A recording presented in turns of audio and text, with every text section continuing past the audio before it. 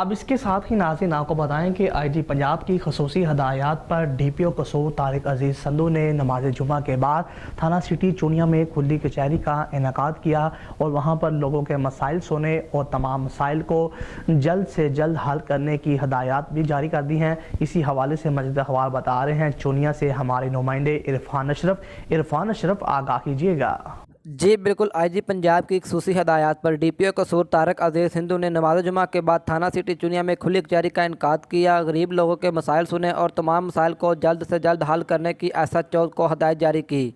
DPO कसूर ने media से बातचीत करते हुए कहा कि तमाम जराइम पेशा अफराद के खिलाफ कार्रवाई करने और जराइम को ख़त्म करने में हमारी कोशिश जारी है। इस मौका पर DSP चुनिया अनवर बलोच, SHO थाना सिटी चुनिया मोहम्मद असलम भट्टी, थाना सदर चुनिया इफ्तिखार बुखारी, सिविल सोसाइटी के अफराद और शहरियों की कसीर तादाद भी मौजूद थी। DPO कसूर ने कहा कि ओपन डोर पॉलिसी के तहत तमाम पुलिस अफसरान के दरवाजे आवाम के लिए हर वक्त खुले हैं।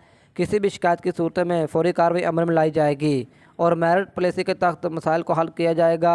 DPO कसूर तारिक अजीज़ संधू ने मज़ीद कहा कि इंसाफ के लिए हर आने वाले सालीन को तहफ़्फ़ुज़ फराहम करना हमारी अवलीन तरजीह है। जी।